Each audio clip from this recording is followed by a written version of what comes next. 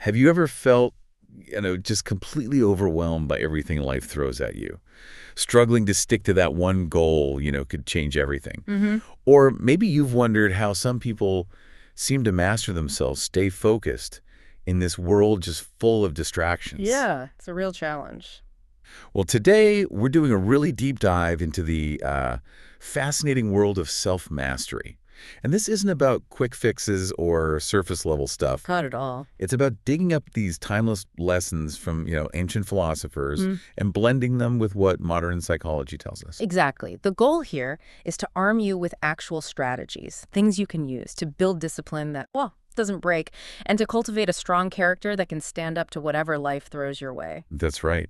And this deep dive, it's really about shifting your whole approach to life's challenges, isn't it? We're going beyond just like try harder willpower. Way beyond. We'll unpack why some people seem so effortlessly disciplined, how our habits actually form deep down, neurologically speaking, and what it truly means to live a virtuous life, a principled life, even when, everything feels like it's going wrong. And for this journey, we've got a great range of sources. We're looking at A Practical Guide to Stoicism by Gray Freeman. Really practical stuff in there. Yeah, and insights from James W. Williams' book, Self-Discipline Mastery, plus some really solid academic research on character development. I think scholars like Michael Lamb, Jonathan Brandt, Edward Brooks. Top names in the field. So it's a good mix of ancient wisdom and modern science. Exactly. So think of this as your personal shortcut, really. We want to help you cut through the noise, get those aha moments. We spent time digging into all this, pulling out the most important bits, the patterns, the actionable stuff. The goal isn't just for you to understand these ideas intellectually. No. It's for you to actually apply them in your own life, to make a real difference. Okay, let's unpack this then. Let's get started. All right. So when we talk self-mastery, willpower is usually the first word that pops up. But it gets tossed around like it's just about gritting your teeth and trying harder. Our sources suggest it's, way more nuanced. Yeah. What's the biggest misconception you found? I think the biggest one is exactly that it's just about effort and that it's this endless tap you can turn on whenever you want. Yeah, like a superpower. Kind of. But the sources, especially leaning into this energy or strength model, they paint a different picture. It's more like a muscle or maybe a battery. Okay. It's a finite resource. Think about it. Your physical muscles get tired after a workout, right? For sure. Well, your willpower can get depleted too from all the effort of self-control throughout the day. Making choices, resisting temptation. It all takes a toll. You've nailed that feeling. I think everyone listening can relate to that mental exhaustion, that constant battle against distractions or just the sheer number of choices we make. Right along. Yeah. If you've been making tough calls all morning at work, fighting the urge to check your phone, holding back a comment in a meeting, by the time you get home, that mental battery feels totally drained. And what happened? In the cave. Exactly. It's suddenly way harder to resist that snack or drag yourself to the gym, even though you know you should. That's the willpower muscle running on empty. It's precisely that depletion effect. Yeah. But here's the really crucial part, the reframe from our sources. Okay. It's not a fixed limit. Yes, it can be depleted, but, and this is key, it can also be strengthened with practice. Ah, okay. Like a real muscle. Exactly like a real muscle. Consistent exercise builds its capacity. So it's not some static thing you're stuck with. It's a skill you can actually develop. That changes everything. It means you're not just born with a certain amount of willpower. Right. You can cultivate more. Think of it like training for a mental marathon. The more you consciously choose to exercise it, even on small things, consistently, the stronger it gets for the bigger challenges later on. Okay, so if willpower is that inner strength, that muscle, then our mindset, that's like the compass guiding it, how we use that strength. That's a great way to put it. Our sources define mindset as this established set of thoughts and attitudes. It basically guides how we interpret everything, how we handle situations. So it determines if we see a problem as a dead end or an opportunity. Precisely. It really sets the stage for our ability to act, our capacity for discipline. And this is where Carol Dweck's work comes in, right? The fixed versus growth mindset. Absolutely foundational. In a fixed mindset, people believe their abilities, intelligence, talent, even willpower, are just innate, set in stone. Like you've got it or you don't. Exactly. So when they face a setback, what happens? They get defensive. They see failure as a reflection of their fundamental worth. They start doubting their potential. So if you think, I'm just not a good speaker, and you stumble during a presentation. It just confirms your belief. You don't think, oh, I need to practice more. You think, see, I knew it. I'm bad at this. And that shuts down improvement. It's like, tried once, failed, guess I'm just not cut out for it, why bother? But the growth mindset, Yeah, that sounds like the real game changer for self-mastery. totally. It's the belief that your capabilities can be improved through dedication, hard work, learning from mistakes. The mistakes aren't verdicts, they're feedback. Exactly, just data points. People with a growth mindset expect to grow. They see failures simply as information. Okay, this is what I need to work on next. Or maybe I need a different strategy here. The analysis seems crystal clear then. Yeah. Shifting from fixed to growth is essential for discipline, for resilience. Foundational. Because a growth mindset fuels perseverance. You don't just give up at the first hurdle. Right. Think about learning something tough like coding. Fixed mindset hits a bug, thinks I'm not wired for this, quits. Growth mindset sees the bug as a puzzle. Okay, how do I solve this? What can I learn? They research, ask for help, struggle through it, and they grow. The challenge becomes the fuel. That distinction is incredibly powerful. It changes how you even look at obstacles.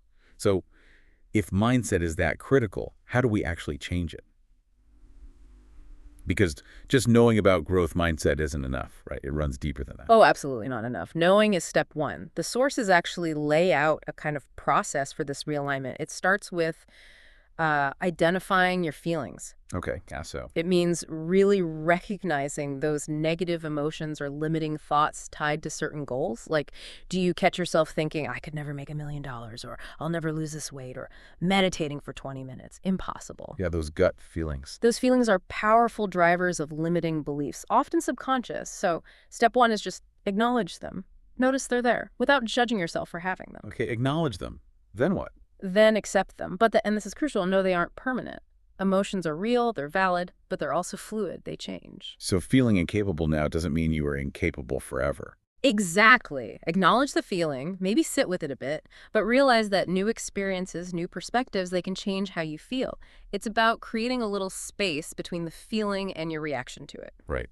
Not letting the feeling dictate the reality. Precisely. And then comes the really active part.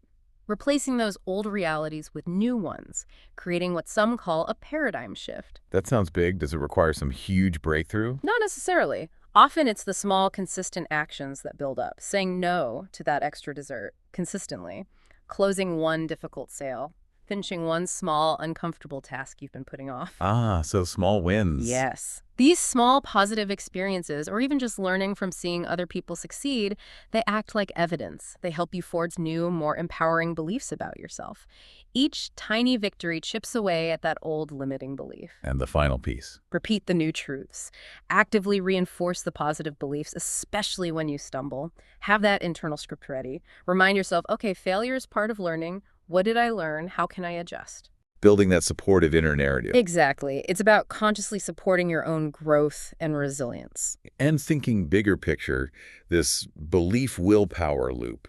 It must impact everything, right? Yeah. Career, relationships, just daily stress. Absolutely everything. Our core beliefs about our own control and discipline can either empower us to achieve amazing things or keep us stuck in a cage we built ourselves.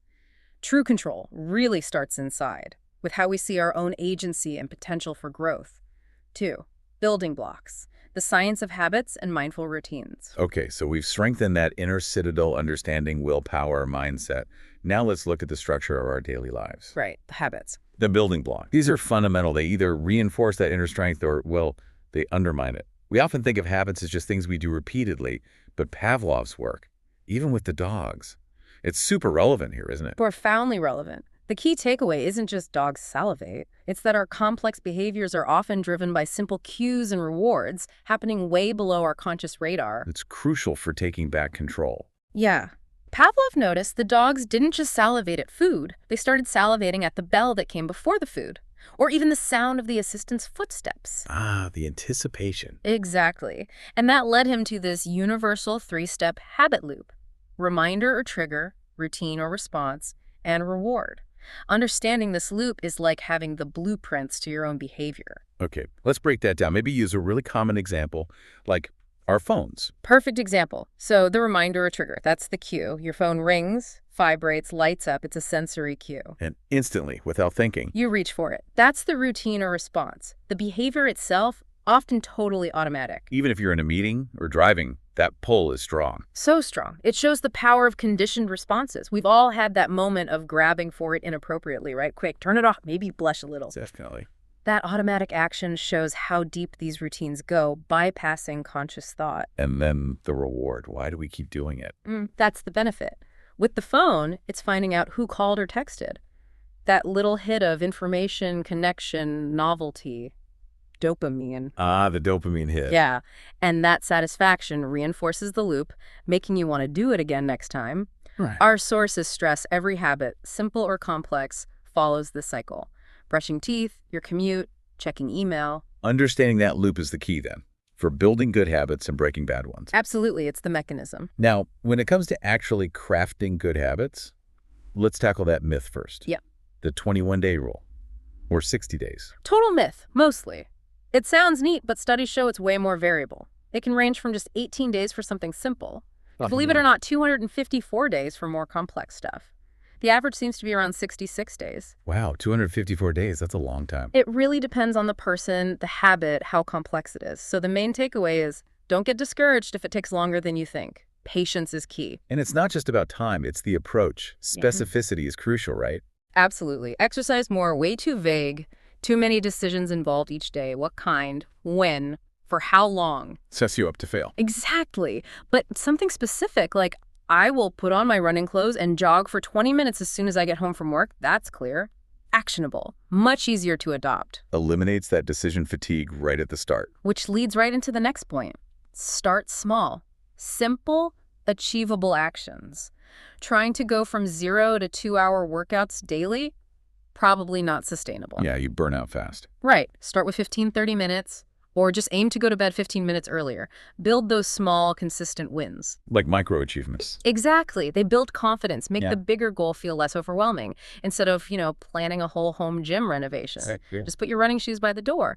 That visual cue is a tiny commitment, but it adds up. Speaking of cues, using them intentionally sounds powerful, like the phone example, but for good habits. Definitely. Link the new behavior to a specific cue, put your vitamins next to your toothbrush, set a specific alarm tone just for your workout time. It helps automate the trigger response. And what about visualization, dream boards and all that?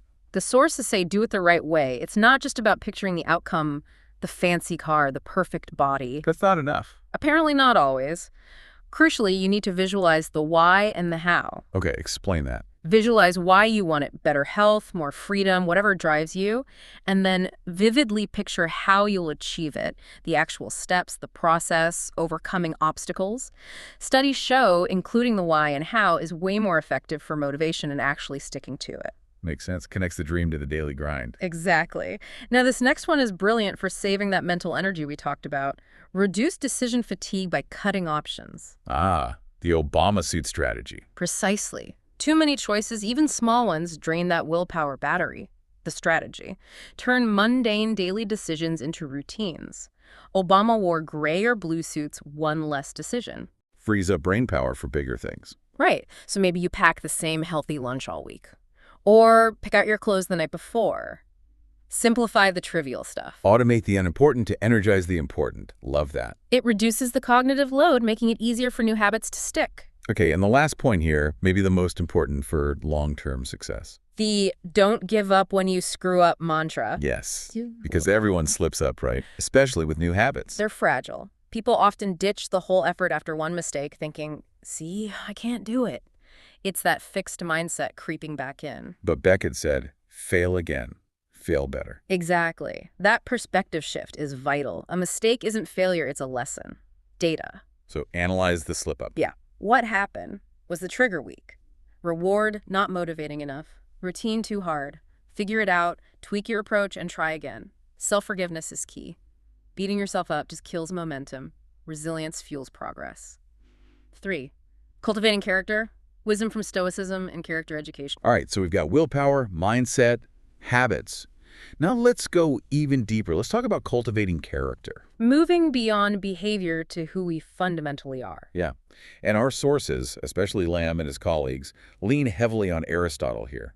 He distinguished between virtues of thought, things you learn intellectually, Right, from teaching. and virtues of character, which come from practice, from habit. Character development is essentially developmental.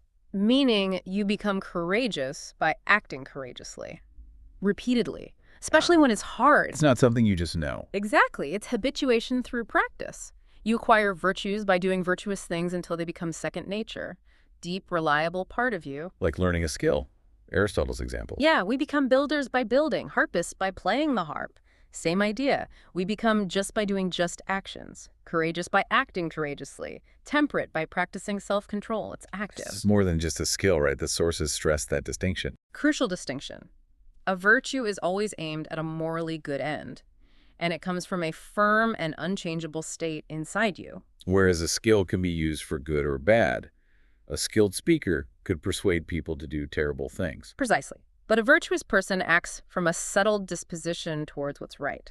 So ethical leadership needs both skills and virtues, like integrity, wisdom, justice, built through practice. Which means theory isn't enough. You need opportunities to actually practice being ethical, being a leader in real situations. Absolutely. In parenting, in teamwork, even just managing yourself day to day, it's about embodying the virtues, not just talking about them. So how do we do that? Michael Lamb and his team offer 7 strategies, right? Practical ways to develop character. Yes, drawing from philosophy and psychology. The first is reflection on personal experience. Okay, what does that involve? The goal is developing Virtuous practical wisdom, the ability to see what's morally important in a situation and act the right way. Sounds like moral intuition. Kind of, but developed through reflection. So you actively reflect, maybe write it down, discuss it on your own experiences.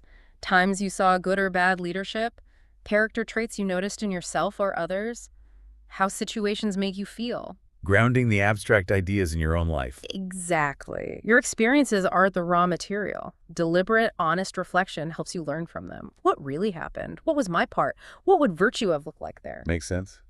Strategy number 2. Engagement with virtuous exemplars. Simple idea, profoundly motivating. Look at admirable people. Role models. Right. Seeing virtue embodied makes you want to be virtuous too. These can be personal friends, family, colleagues who inspire you. Or historical figures. Definitely. Socrates, Zeno, Mandela, MLK Jr., or even characters from books, films, artists, jazz musicians collaborating. Interesting. How do you choose good exemplars? They should be relevant to you, somewhat attainable, not impossibly perfect heroes. Right. Relatable. Yeah, and diverse, different backgrounds, professions. Crucially, acknowledge their flaws. That makes them human, prevents them from seeming discouragingly perfect. So reflecting on, say, how would Zeno handle this? Or analyzing leadership in Shakespeare. Or watching that jazz quartet listen and respond respectfully, it creates this feeling of elevation, makes you want to be better, do good things. Okay, 3rd strategy. Dialogue that increases virtue literacy. This is about deepening understanding through conversation. Talking about virtues. Yes, but in a specific way. Open-ended discussions, sharing experiences, testing ideas, figuring out meaning together in a safe space. Not debating, exploring. And virtue literacy. What's that? Moving beyond just abstract dilemmas, it's about having the language, the concepts, to actually see and evaluate the moral aspects of everyday situations, making virtues part of your working vocabulary, your decision-making framework. So you can actually name it when you see courage or temperance. Exactly. And interestingly, teaching or leading a discussion on a virtue often deepens your own commitment to it. Huh. Okay, number 4. Awareness of situational variables. This is huge. Recognizing how situations, culture, institutional pressures shape our behavior, often without us realizing it. Context matters. A lot. Immensely. Aristotle said, examine what we ourselves drift into easily. Know your triggers, your weak spots in certain environments. So what are the strategies here? One is getting the word out, learning about psychological tendencies, like the bystander effect, or how power can make people less empathetic, studies on Wall Street, politicians. Yeah, I've heard about those. Another is actively selecting situations. Seek out positive influences. Avoid toxic ones. Awareness lets you compensate, correct, push back against negative forces. Like having a plan for how you'll react in tough situations. Exactly. Practicing scripts for voicing your values, like the giving voice to values approach. Pre-planning your response when ethics are challenged. Got it. Number 5. Moral reminders. This is clever. Making norms salient, recalling your commitments, creating psychological barriers against justifying bad behavior. How does that work? Because we want to see ourselves as good people. Reminders make it harder to act against our values without feeling that uncomfortable cognitive dissonance. That inner conflict when actions and beliefs don't match. Precisely. Studies on cheating are fascinating here. Putting a mirror in front of someone reduces cheating. Recalling the 10 Commandments reduces cheating. Signing an honor code, same effect. Wow. It's not about punishment, just reminding the conscience. Exactly. Professional codes of conduct do this too. Even just regularly engaging with material like this deep dive serves as a reminder. You can create personal ones too, sticky notes, phone alerts, a small token. Okay, sixth strategy. Friendships of mutual accountability. So important. Self-mastery isn't a solo mission. Need your allies. You do. Real friends encourage virtue, help you figure out what a good life looks like, and provide that space for sharing of conversation and thought, as Aristotle put it. So they call you out when you slip. Gently, yes. Mutual correction. But also assistance. Support. You imitate the good qualities in your friends. The moral quality of your relationships matters hugely. Friends who share your values pull you up. It counters that rugged individualist myth. Growth is often shared. That's powerful. Okay, so those are the academic strategies. Let's weave in some practical stoicism now. Tools for daily living from Freeman's book. Yes, these are incredibly actionable. First, the cornerstone, the Stoic fork, or reviewing your impressions. Control versus no control. Exactly. Diligently separating what's in your control, thoughts, impulses, actions, from what's not your body, ultimately.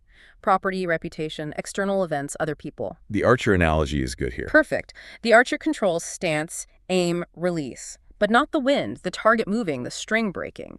Fulfillment comes from the effort, the intention within your control, not the outcome. Focus there, act wisely and courageously on what you can control, and you find peace regardless of results. That's a radical shift from how most of us operate. It is. Next, educate by example. Less talk, more action. Show, don't tell. Epictetus. On no occasion call yourself a philosopher, but act on your principles. Your character speaks louder than your words, like sheep producing wool and milk, not showing off the grass they ate. If you're living virtuously, people will notice. You don't need to broadcast it. I like that. Then there's seek your own approval. Crucial for inner peace. Happiness comes from your internal standards, your virtuous acts, not external validation. What other people think doesn't matter. Ultimately, no. They don't know your struggles, your intentions. Set your standards aligned with your values. Live up to them. That's the only approval that counts, and no one can take it away. Okay, what about, hold on loosely, that sounds tough. It is tough, but vital for resilience. Remind yourself that cherished things, people, possessions, health are impermanent, mortal. I'm kissing a mortal. Epictetus again. Yeah, it's not about not loving or appreciating them. It's about practicing detachment so you're less devastated when things are returned to fate as they saw it. Mentally rehearsing carrying on, it builds inner strength. Building on that, renounce life simply. Yes, regularly shed things you don't truly need. Excess stuff, bad habits, draining commitments, mental clutter. Simplify. Reduce what can be lost, what weighs you down, what distracts you. Saint-Exupéry, perfection is when there's nothing more to take away. Beautifully put. True value, wisdom, courage, justice, discipline is internal. Everything else can be baggage. Okay, another practical one. Focus on the thing at hand. Taming the monkey mind. Yes, that constant chatter pulling you away. The Stoics said, concentrate fully on the present task, with dignity, care, justice, as if it were your last act. Marcus Aurelius scrubbing dishes perfectly even if death arrives. Exactly. Full presence, full engagement, no matter how mundane. Elevate the task through your commitment. Now for maybe the most challenging one. Amor fati. Love your fate. Yeah, and specifically loving the bad parts, not just accepting them. Why? That seems counterintuitive. Because challenges make us strong. An easy life doesn't build character. Struggles, setbacks, discomfort. These are the great adversaries that test us, build resilience, fortitude, wisdom. We love fate because it forces us to be better, shapes us in ways ease never could. Okay, that reframes adversity completely. How do we keep track of all this day to day? 2 key practices. First, write it down. Review the day. Journaling, like Marcus Aurelius' meditations. Reflecting on what happened, your reactions. And assessing how well you lived up to your principles. Emotional housekeeping, spotting patterns, areas for improvement, reinforcing lessons. What went well? Where did I fall short? How could I respond better next time? Yeah, the final Stoic underpinning. Memento mori. remember you will die, Not morbidly, but as a motivator. It highlights the preciousness of the present, the inevitability, the unpredictable timing of death. It pushes you to live now. Don't postpone virtue. Don't waste the only moment you truly have.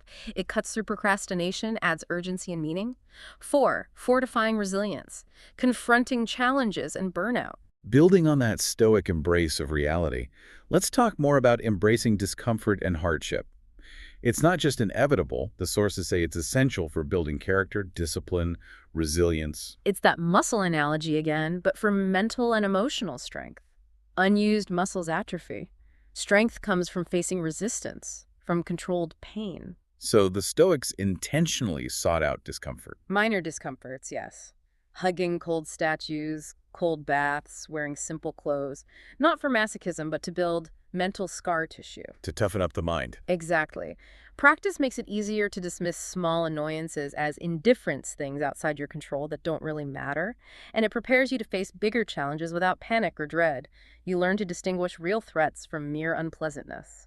A modern way to practice this could be intermittent fasting, maybe. Not just for health, but as a discipline tool. That's a really interesting application highlighted in the sources. Yes, beyond the health benefits, cell repair, weight management, it's a serious exercise in self-mastery. Because saying no to food when hungry takes real willpower. Significant willpower, and practicing that restraint regularly can absolutely strengthen your ability to exercise self-control in other areas too. What are the common methods? The sources mention things like the 5.2 diet, eat, stop, eat, and the 168 method. The 168 fasting 16 hours, eating in an 8-hour window is often seen as easier to integrate. Any tips for sticking with it? Focus on nutrient-dense foods when you do eat. Use herbs, spices for satisfaction. High-volume, water-rich foods help. Healthy fats, fiber, protein are key. Maybe avoid super intense workouts during the fast initially. Don't obsess about food. Drink lots of water, herbal tea. But crucial caveat. Absolutely crucial. Always talk to your doctor first, especially if you have health conditions like diabetes or if you're pregnant or breastfeeding. It's not for everyone. Right. Another discomfort habit gaining traction, the cold shower. Yeah, it sounds intense, but it has a long history. Water therapy below 70 Fahrenheit. Ancient Romans did it for conditioning, stress resistance. And there are actual scientific benefits? Surprisingly, yes. Improved metabolism, boosts in endorphins and serotonin, those mood lifters giving mental energy, focus. Yeah. Better circulation. It might help with weight loss via brown fat, reduces inflammation for athletes, could even boost immunity against common bugs. How do you make it a habit without, hating it? Ease into it. Maybe start or end your warm shower with 30 seconds of cold. Gradually increase the time, aiming for maybe 5 minutes eventually. Don't eat a huge meal right before. Start with face and neck. And maybe have something pleasant right after, like a hot coffee, as a reward. That mental push to just turn the knob cold. That's the discipline exercise right there. That's a big part of it. But again, the caution. Listen to your body. It's not for everyone. Heart conditions, certain meds, compromised immunity. Check with the doctor if unsure. Okay, let's shift gears to a major threat to self-mastery. Burnout. Huge issue today. It's that deep physical, mental, emotional exhaustion from constant stress without enough recovery, way beyond just feeling tired. It feels like emptiness, cynicism. Exactly. Feeling empty, cynical, unable to cope. The symptoms are wide-ranging. Physical. Gut problems, headaches, tension. Psychological. Frustration, numb emotions, irritability, no creativity, low mood, feeling detached, anxious. And behavioral changes, too. Often, yes, increased use of alcohol, drugs, comfort food, difficulty starting work, pulling away from people, isolating yourself. What causes it? Just overwork. Overwork is a big factor, especially with unrealistic demands, but also lack of control over your work, not enough recognition or reward, breakdown of community or support. Feeling treated unfairly, conflicting values between you and your job, isolation, monotony. It sounds like it erodes your belief in your own ability to cope. Precisely. Which brings us to self-efficacy, Albert Bandura's concept, your belief in your own capability to succeed at tasks. It's a powerful buffer against burnout and key to sustained self-mastery. How do we build that belief? Bandura had 4 sources, right? Yeah. Yes. First, and most powerful, mastery experiences. Succeeding at challenges, especially tough ones, the trick is breaking big tasks into small, manageable steps. Each small success builds real evidence of your capability, boosts confidence incrementally. Okay, small wins build belief. Yeah. What's second? Vicarious experiences. Watching others succeed, especially people you see as similar to yourself. If they can do it, maybe I can too. It provides a model, makes the goal seem achievable. Third, Verbal persuasion. Encouragement matters. Pep talks, sure, but especially genuine support from trusted people. Someone you respect saying, I believe you can do this, can make a huge difference when your own belief is shaky. and the fourth source. Psychological and emotional states. Basically, your internal weather matters. It's hard to feel capable if you're battling depression or high anxiety. Addressing those underlying issues through therapy, lifestyle changes, whatever works, can significantly boost self-efficacy. People often bounce back stronger. And the critical takeaway, if you are feeling burnt out. Don't try to just push through alone. Seek professional medical help. Yeah. Seriously, self-mastery includes knowing when you need support. 5. The ultimate mission. Living a disciplined, virtuous life. Okay, so we've covered mindset, habits, character, resilience. How do we pull it all together into a disciplined, purposeful life? One great daily tactic is eat the frog. Ah, yes, Mark Twain's advice. If it's your job to eat a frog, it's best to do it first thing in the morning. The frog being. That one big, ugly, important task you're most likely to put off. Why first thing? The psychology is powerful. Brian Tracy talks about this. Tackling the hardest thing first creates momentum. It makes you feel productive, accomplished, and it frees up the rest of your day from having that unpleasant task hanging over you. Becomes an addictive habit, almost. It can, yeah. That feeling of accomplishment is reinforcing. Just dive, dive, dive, as some say. Do it daily until it's automatic. That difficult essay paragraph, the blank page, the tough phone call, just do it. We can also learn a lot from elite military training, right? Yeah. Navy SEALs, Spartans. Discipline isn't optional for them. It's survival. Success equals discipline, mental toughness, resilience, especially when stakes are incredibly high. What's a core principle we can apply? Don't quit. Simple, but profound. When facing overwhelming odds, when everything says stop, the mindset is. Moving forward is the only option. Sheer persistence. Applying that to any challenge, work, fitness, relationships, changes the game. The obstacle is the way forward. And the habit they drill from day one. Wake up early, winning the morning. Huge for discipline, conquering inertia first thing. It carves out time for prep, reading, meditation, exercise, eating your frog before chaos hits. Jocko Willink's 4 a.m. club idea. Exactly. Just overcoming the urge to hit snooze is a win. It builds a powerful habit, gives you a head start, sets a positive tone. Small victory, big impact. Exercise is also non-negotiable for them, isn't it? And not just for fitness. Right. Pushing yourself physically builds mental and emotional resilience, forging mental fortitude, learning to endure discomfort. That grit translates directly to other areas. Grit on the track becomes grit in the office. I love that military slang. Embrace the suck. It's brilliant, not defeatist. It means accept the difficult, uncomfortable reality without complaint, because it's here. Stop wasting energy fighting what is. So you can focus on. Finding opportunities within the suck. Accepting reality lets you operate strategically within it instead of just wishing it were different. SEALs also practice extreme simplicity, right? Cut the crap. Yes. Mark Devine talks about this. Clutter physical stuff, too many commitments, toxic relationships, digital noise, it all weighs you down, drains focus. Less is more. Definitely. Simplify life to focus on what matters. Declutter your house, cancel unused subscriptions, audit your screen time, cut ties with draining people. It frees up energy and attention. And despite the tough image, they emphasize teamwork heavily. Yeah. You're never really alone. Absolutely critical. Success, especially in hardship, is rarely solo. SEAL teams thrive on unit cohesion. One person's mistake impacts everyone. That builds intense mutual accountability. So for us, that means seek support. Actively, find your team, support groups, clubs, trusted friends, a spouse, coach, therapist. Have accountability partners, report your progress, share the struggle. And helping others helps you too. Profoundly. Volunteering, serving others, it boosts your own well-being, empathy, coping skills, performance. When you're responsible for others or part of a shared mission, you push yourself harder. Find deeper purpose. Okay, final piece for ongoing growth.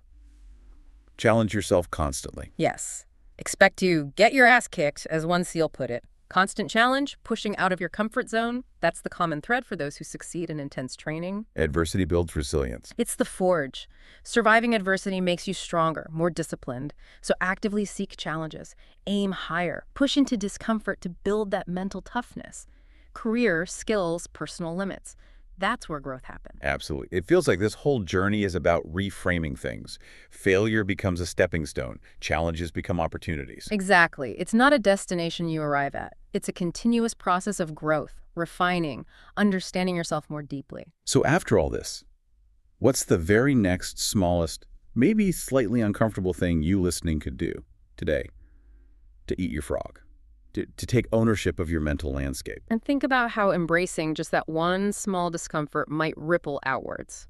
How it could start a chain reaction towards greater control, greater purpose in your life. This deep dive, we hope it serves as a powerful guide. But remember what the Stoics said. Knowing isn't enough. The value is in living it.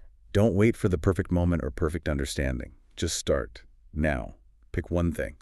Find an accountability partner. Immerse yourself. Because every journey, every task, it's easier, more meaningful when you share it. We really hope this has given you some powerful tools and new perspectives for your own path to self-mastery.